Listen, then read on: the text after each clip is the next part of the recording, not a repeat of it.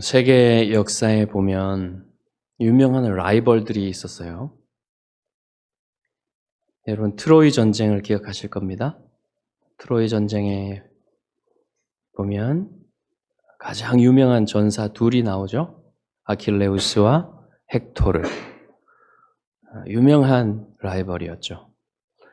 그리고 로마가 공화정에서 제정으로 이제 정체를 옮길 필요가 있었던 그 시기에 두 명의 아주 세상 사람들이 많이 기억하는 두 명의 사람이 활동을 했죠. 가이사르와 폼페이우스. 그리고 가깝게는 중국의 국공내전 때 장제스와 마오쩌둥, 이런 사람들 다 라이벌 아닙니까? 근데 이런 사람들이 경쟁을 하면은 둘 중에 하나는 죽거나 몰락을 하는 것이 이치예요. 그 세상 나라에서 이렇게 라이벌들이 경쟁을 하게 되면 그 타락한 속성 때문에 명예욕과 또 권력욕으로 치달으면서 이렇게 어느 한 사람은 몰락하거나 죽는 그러한 것이 이 세상 나라의 그 권력 추구, 명예 추구의 그런 원리입니다. 타락한 원리죠. 그러나 하나님 나라의 일꾼으로 부름받은 사람들에게는 이러한 원리가 적용되는 것이 아니라 하나님의 은혜의 다스림을 받는 원리가 적용이 되고, 그래서 우리들은 이러한 하나님의 은혜를 가진 사람으로서 교회에서 생활할 수 있다는 것입니다. 오늘 본문에도 그러한 사람이 소개되고 있는데 바로 세례 요한에 대한 이야기입니다. 우리가 세례 요한을 보면서 그렇게 타락한 욕망에 지배를 당하지 않고 하나님의 은혜에 따라서 살았던 그 사람의 모습을 보면서 우리도 그렇게 살 수 있고 또 그렇게 살아야 한다는 사실에 격려를 받는 것이지요. 저는 그래서 오늘 본문을 통해서 여러분에게 이렇게 이 세상 나라가 추구하는 명예욕과 권력욕을 따라 사는 것이 아니라 하나님의 은혜를 따라서 여러분의 삶을 살게 할 수 있도록 격려하고자 하는 것입니다. 오늘 이제 본문에 보시면 예수님이 니고데모를 만난 후에 계속해서 예루살렘에 계시지 않고 유대의 시골 지역으로 가셔서 제자들과 함께 이제 유하시면서 그곳에서 사람들에게 세례를 베풀었다, 이렇게 말하고 있어요. 아마 그곳은 그 요단강 근방에 있는 그런 시골 동네들이었을 거예요. 그 요단강에 물이 있으니까 그곳에서 이제 세례를 베푸신 것이겠죠. 이제 예수님께서 세례를 베푸셨다고 했는데 4장 2절로 가보시면 거기에 예수님이 직접 세례를 베푸신 것이 아니라 제자들이 세례를 베풀었다고 나와 있어요. 그러니까 제자들이 베풀었는데 예수님의 권위로 세례를 베풀기 때문에 예수님이 베푸신 거나 마찬가지인 것입니다. 그러나 이 예수님이 세례를 베풀었다고 해서 세례 요한의 세례와 다른 세례를 베푼 것이 아니고 본질은 동일한 세례인 것이에요. 물세례. 그것은 사람들이 하나님 앞에 자기 죄를 깨닫고 회개하여서 복음을 받아들일 수 있는 준비를 시키는 과정인 것입니다. 그러한 세례를 그때에 예수님의 제자들도 베풀고 있었다는 것이죠. 이게 여러분 정말 이 세례가 왜 필요하냐? 이 세례가 오늘날에는 이런 식으로 물로 씻음으로써 그들이 복음을 들을 준비를 시키는 것이 아니지요. 오늘날에는 어떻게 합니까? 사람들이 이 하나님의 엄위한 율법을 듣고 그들이 죄인이라는 사실을 깨닫게 하고, 그래서 자신이 하나님의 진노 아래에 있고 하나님의 심판을 받을 수밖에 없는 존재라는 사실을 깨달을 때에 비로소 복음이 그들에게 필요해지는 것이죠. 하나님의 은혜의 구속이 그들에게 필요하다는 사실을 알고 그들이 이 복음을 회개하고 복음을 받아들이게 되는 것입니다. 그러한 이유로 인해서 세례 요한은 세례를 베풀었던 것이에요. 자, 그런데 세례 요한이 이제 예수님이 세례를 베풀기 시작하니까 세례 요한은 세례를 그만둔 게 아니라 세례 요한은 계속해서 사람들의 마음을 예수님께로 인도하기 위해서 그들이 복음을 받아들일 준비를 하기 위해서 계속해서 세례를 베풀고 있었어요. 세례 요한이 세례를 베푼 곳은 어디냐면 살렘 가까운 에논이라고 하고 있습니다. 여기에는 물이 많았다고 그래요. 네, 물이 많았기 때문에 그곳에서 세례를 베푸는 일을 했겠지요. 많은 사람들이 오면 그들에게 물이 많아야지 세례를 베풀 수 있지 않겠습니까?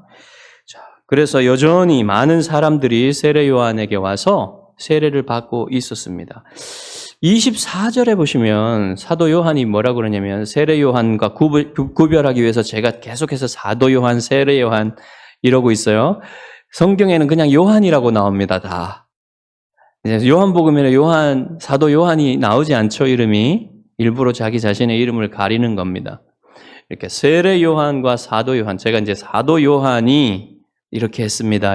라고 할 때는 예수님의 제자 사도 요한을 얘기하는 겁니다. 이제 사도 요한이 뭐라고 했냐면, 그때는 아직 세례 요한이, 갇히지 않은 때라고 말하고 있어요. 세례 요한이 헤롯 안티파스의 그 손에 잡혀서 감옥에 갇히기 전이란 얘기죠. 왜 이런 얘기를 하냐면, 여러분, 마태, 마가, 누가, 요한이 이미 쓰여졌잖아요. 그리고 한참 지난 후에 요한복음이 쓰여졌어요. 그렇기 때문에 여러분 마태복음에 보시면 이 세례 요한이 잡히는 때가 언제냐면 첫 제자들인 안드레, 베드로, 요한, 야고보를 예수님이 갈릴리에서 부르시기 전에 세례 요한이 이미 잡혀요. 자, 그런 것을 읽었고 들었던 사람들이 이제 이 얘기를 들으면 바로 이쯤에 이미 세례 요한이 잡혀 있다고 생각할 것이지 않습니까? 그런 혼동을 피하기 위해서 아직 잡히지 않은 때다 이렇게 말하고 있는 겁니다. 여러분, 요한복음은요, 다른 복음서들이 기록하지 않은 예수님의 아주 초창기 사역을 더 많이 기록하고 있어요. 바로 지금 우리가 보고 있는 이 일들도 예수님의 초창기 사역입니다. 아주 초창기 사역들입니다.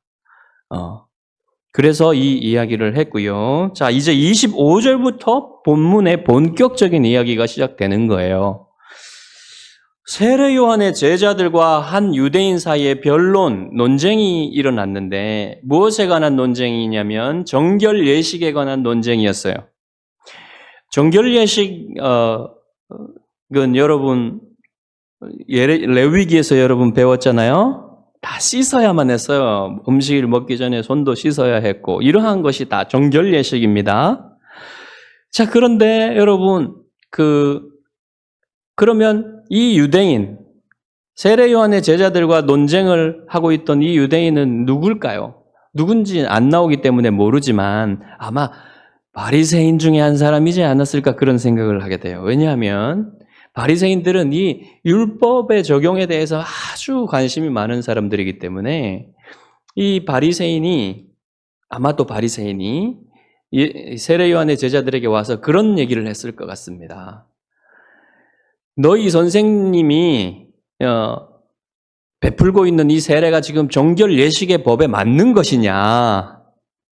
사람들이 다 너희 선생에게 와가지고 이렇게 정결 하기 위해서 이렇게 세례를 받는데 그것이 레위기의 율법에 맞는 것인가? 이런 논쟁을 했지 않겠습니까?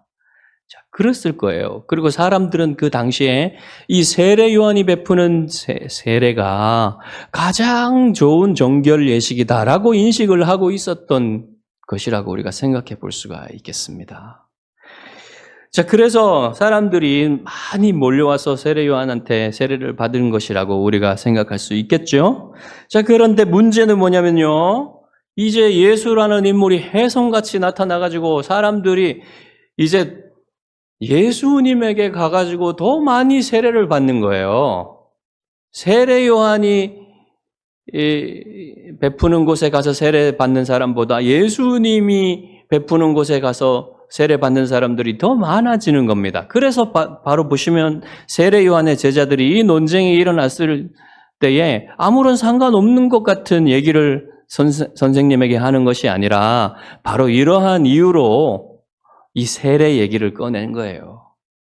지금 뭐라고 합니까? 그들이 요한에게 가서 이르되 랍비여, 선생님과 함께 요단강 저편에 있던 곧 선생님이 증언하시던 이가 세례를 베풀매 사람이 다 그에게로 가더이다. 여러분, 이 말 들으면요 좀 정중하죠. 정중한데 어떤 마음으로 했겠습니까? 여러분이 그 세례 요한의 제자들이었다고 생각해 보십시오. 아마 이 경쟁심과 이 불편한 마음과 어떻게 자꾸 올라오는 분노, 초조함, 이런 마음 없었겠어요, 여러분? 자, 그런 마음으로 선생님에게 말했을 것 같아요. 그렇죠? 네, 그런 것 같습니다. 자신의 사역이 점점 쪼그라드는 그런, 자신의 인기가 사그라드는 그런 상황을 보고 이제 그 세례 요한의 제자들이 자신의 사역은 아니지만 그 선생님의 사역이 쪼그라들고 인기가 사그라드는 것을 보면서 이제 견디기가 힘든 것이죠. 만약에 여러분 이러한 그 제자들의 말에 세례 요한이 조금이라도 동조해주고 그들의 기분을 맞춰주고 나도 좀 그렇다 이러면서 그들의 분노에 불을 지피는 그런 그 뉘앙스를 조금만이라도 주었다면 어떻게 되었겠습니까? 이 일이요, 여러분, 세상 나라에서 추구하는 그런 명예욕과 권력욕을 향한 그런 추구가 되었을 것이고 어떤 일이 앞으로 일어날지 예상할 수 없는 그런 상황이 되었을 수도 있겠지요. 그러나 세례 요한은 전혀 흔들리지 않았어요. 이러한 유혹에 흔들릴 세례 요한이 아니었습니다. 여러분, 모세가 미디안 광야에서 40년 동안 겸손해지고 온유해지는 시간을 가졌어요.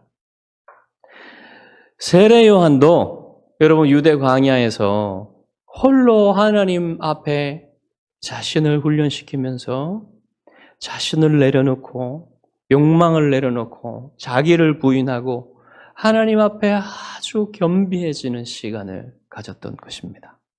그래서 하나님이 이 사람의 마음을 준비시켰던 거예요.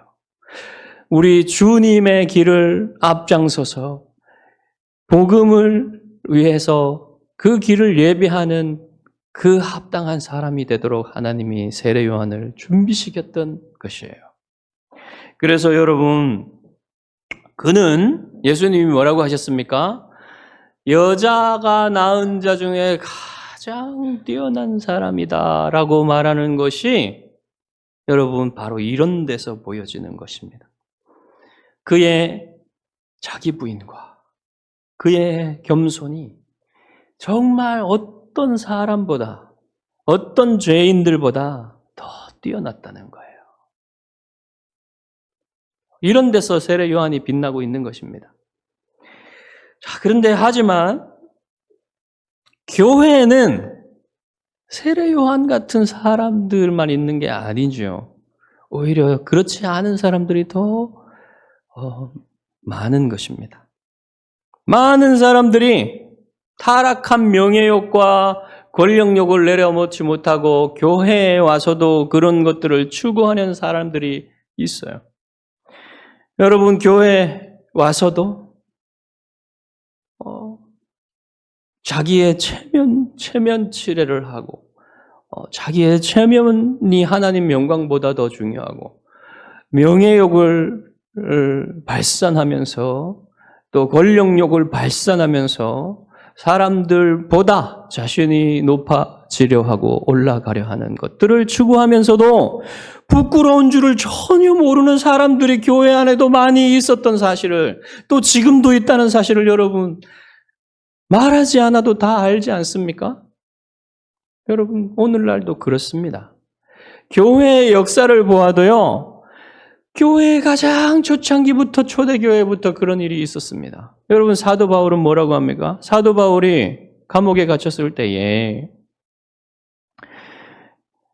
빌립보 교인들에게 편지를 하면서 뭐라고 했냐면, 내가 감옥에 갇힌 것을 보고 어떤 사람들은 이기심에서 복음을, 그리스도의 이름을 열심히 전하는데 그것은 나를 곤란하게 만들기 하기 위해서 그렇게 하는 거다라고 말을 했어요.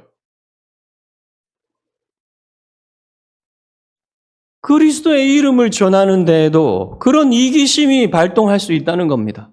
그런 이기심에서 그런 일을 할 수도 있다는 얘기예요. 그리고 또 여러분, 예루살렘 교회에서도 아나니와 삽비라의 이야기도 여러분, 그 사람들이 자기의 땅값을 판 것을 일부를 남겨놓았다 한들 무슨 문제가 있겠습니까? 그런데 그것을 숨기고 거짓말로 다 이게 전부입니다라고 얘기한 것도 아마 이러한 것들과 상관이 있을 수도 있어요. 그러니까 교회의 가장 초창기부터 지금까지 이 문제는 우리를 괴롭히고 있고 우리의 마음속에서 늘 여전히 남아서 교회를 여러분 정말 건강하지 못하게 하고 교회에 상처를 입히는 것을 계속하고 있다는 말입니다. 그것이 우리의 타락의 실상이에요. 그래서 여러분 우리의 마음속에도 그것이 있다는 사실을 여러분 분명히 인정을 해야 되는 것입니다. 누구도 방심하지 말고 자기 자신을 부인하고 자기의 명예욕과 자기의 권력욕, 이러한 이기심, 이런 것들이 있음을 늘 인정하면서 하나님 앞에서 그것들을 내려놓고 자기 자신의 이러한 타락한 욕망과 싸우는 것을 여러분 계속해야 된다는 것입니다. 훈련하지 않으면요, 늘 그런 마음을 감시하고 자신의 마음에 그러한 욕망들이 들어설 자리를 주지 말고 계속해서 싸우지 아니하면 이러한 유혹들이 왔을 때에 여러분 다 넘어지고 마는 거예요. 다 넘어지고 마는 겁니다. 그런 훈련을 하지 않고 그런 싸움을 하지 않은 사람들은 그냥 자기도 모르게 넘어가는 거예요. 여러분이 리더십의 자리에 있지 않다고 하더라도 여러분이 리더십의 자리에 있다고 하면 더욱더, 그렇지만 그 자리에 있지 않더라도 여러분 이러한 훈련과 이러한 내려놓음과 이러한 싸움이 필요한 거예요. 왜 그러냐면요, 따르는 사람들도, 이끄는 사람뿐만 아니라 따르는 사람들도 여러분 그런 유혹에 늘 떨어지기 때문에 그래요. 리더들만의 문제가 아닙니다. 모든 성도들의 문제예요. 네.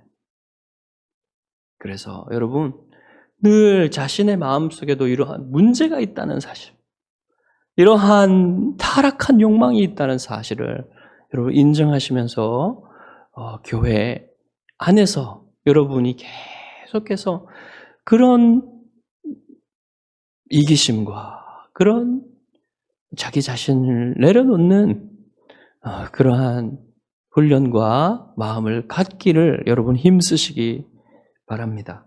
여러분 어떤 성도들은요, 교회 일을 열심히 하다가 사람들이 알아주지 않는 것 같습니다. 저 사람은 알아주는데 나는 알아주지 않는 것 같습니다. 그런 생각이 들면 이 사람은 어떻게 하냐면 자기가 하는 일을 그냥 내팽개 치는 거예요. 아무 일도 하지 않는 것입니다.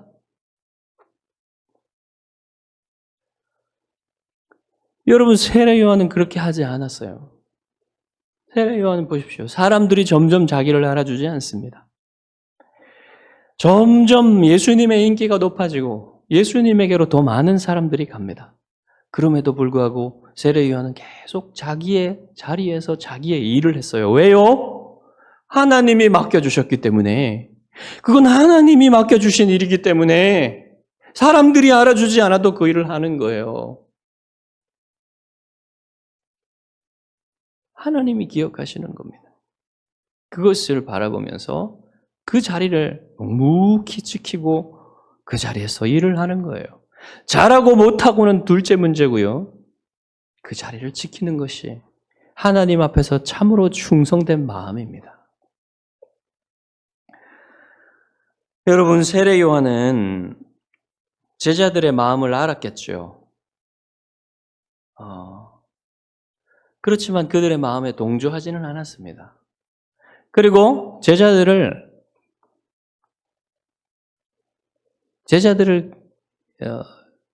혼내지도 않았어요. 다만 훌륭한 선생님으로서 그들의 마음을 올바르게 지도할 필요는 있었기 때문에 그들에게 말을 합니다. 요한이 대답하여 이르되 만일 하늘에서 주신 바 아니면 사람이 아무것도 받을 수 없느니라.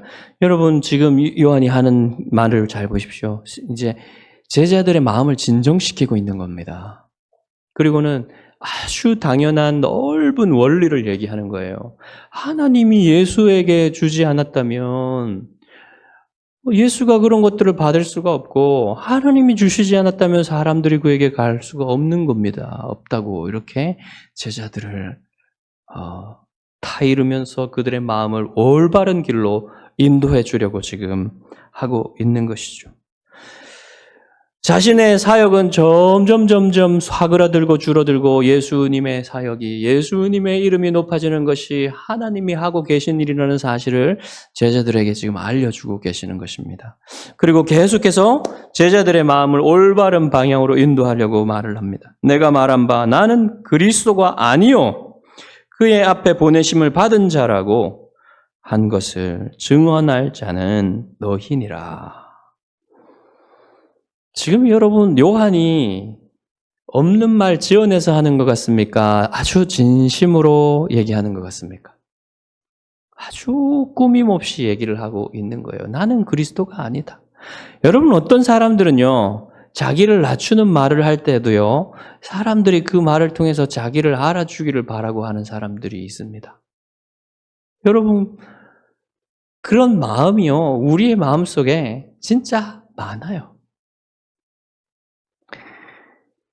사람들마다 다 약한 부분이 다르고 그러지만 하여튼 사람들이 나를 잘 봐주기를 바라는 마음은 다 이심전심인 거예요.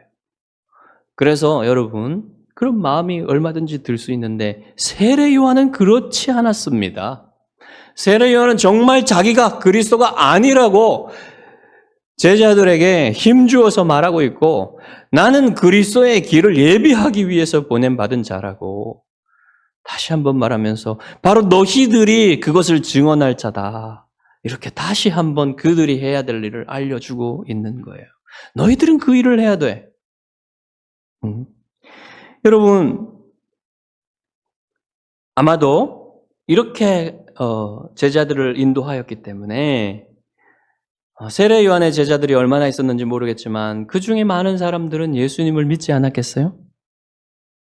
예수님을 따르는 사람들이 되었을 것입니다.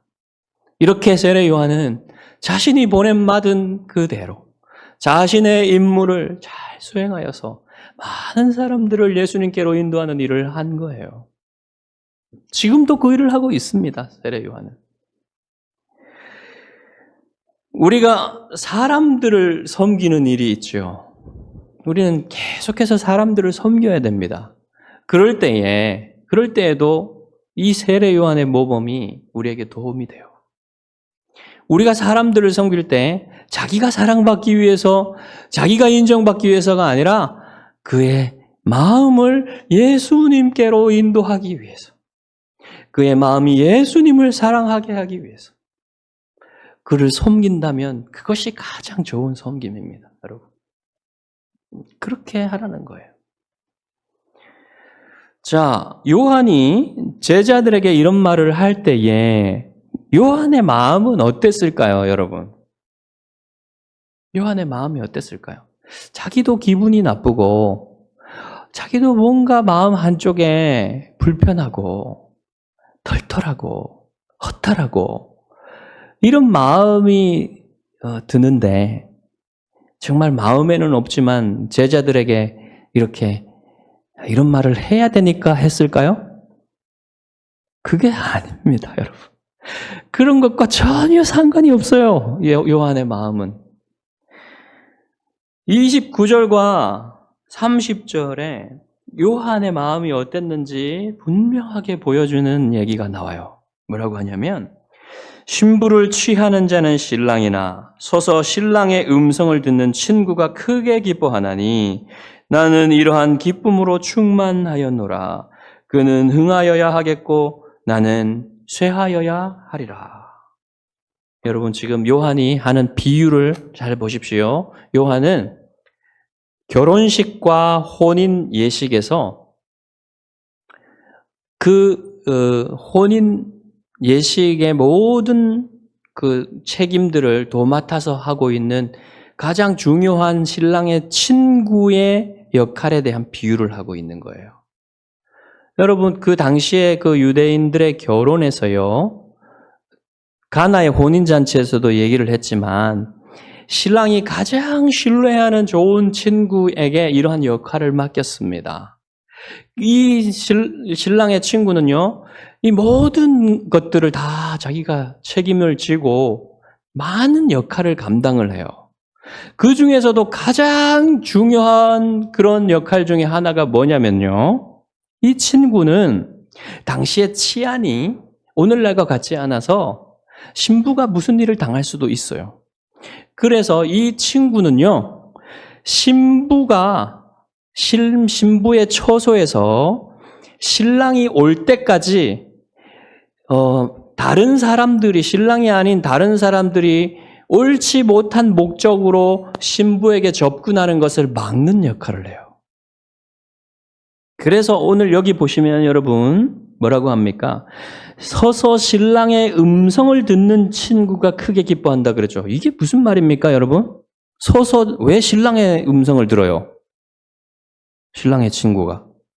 바로 이런 말이에요. 신랑이 이제 옵니다, 밤에. 신부의 처소로. 그 오는 소리, 신랑이 왔다 하는 그 신랑의 음성을 들으면 이 친구는 자기가 해야 될 소임을 이제 완전히 다 했기 때문에 엄청나게 기쁜 거예요. 그래서 신랑과 신부가 만나게 되는 것을 보면서 이 신랑의 친구는 너무너무 기쁜 것입니다. 비로소 자기의 소임을 다 하고 집으로 기쁘게 돌아갈 수 있는 거예요.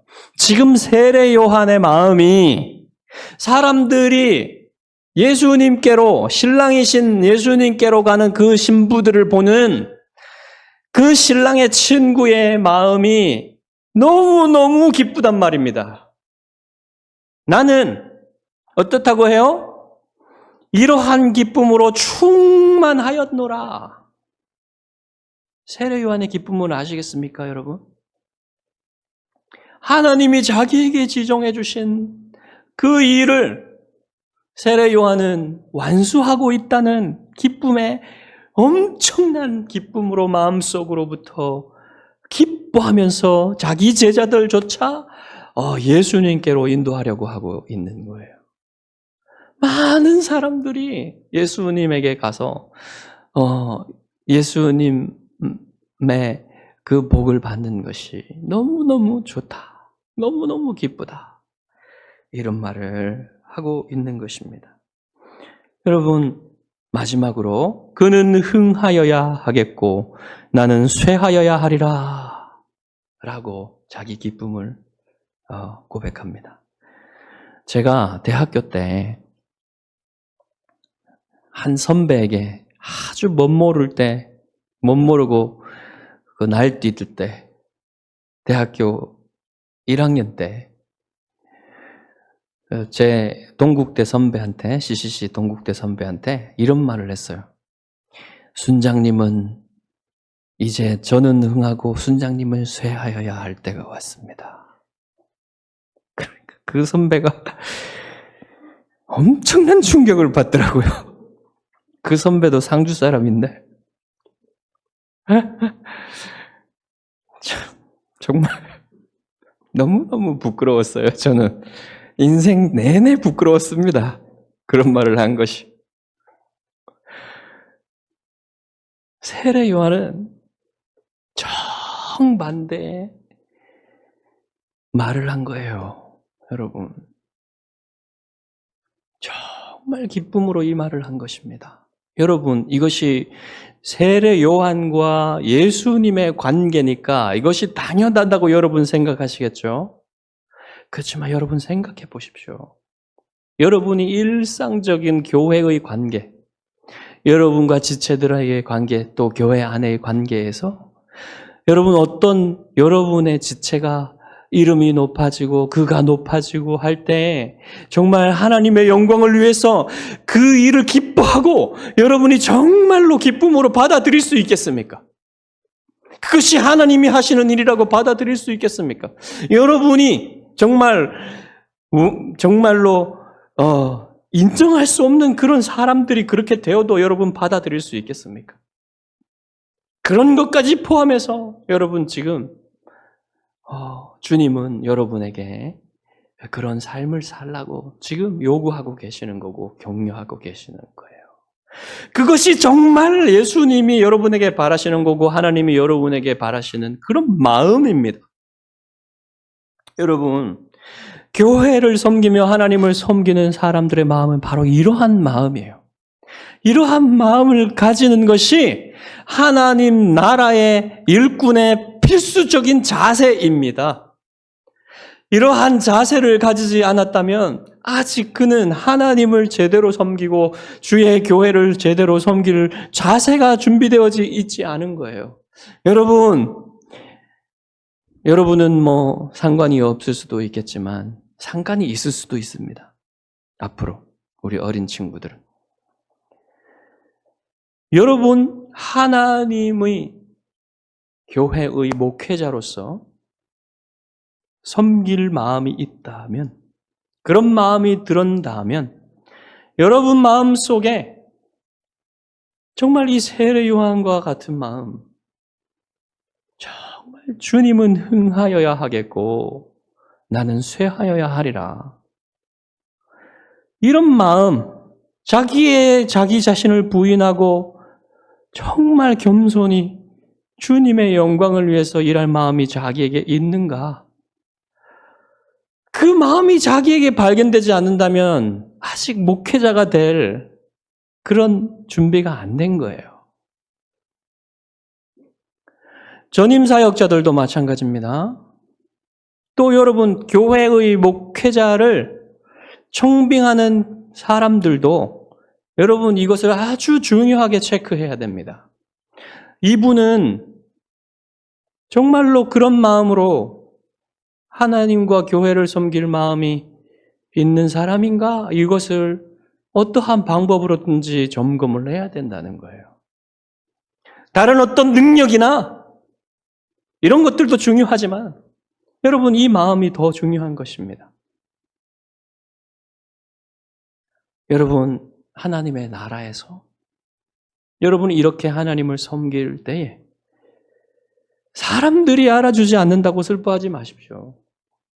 여러분이 열심히 교회 일을 하고 주님을 섬길 때에 사람들이 여러분을 몰라줄 수도 있습니다. 그럴 때에 여러분 기뻐하십시오. 사람들은 몰라주지만 하나님은 다 기억하십니다. 그래서 여러분이 하나님 나라에서 저 천국에서 영원한 영광을 받을 것을 하나님이 기다리고 계시는 거예요. 여러분이 천국에서 그렇게 빛나는 사람들 되시기를 정말로 이러한 마음으로 하나님과 교회를 섬겨서 여러분이 천국에서 해와 같이 빛나는 사람들 되시기를 주님의 이름으로 축복합니다. 기도하겠습니다.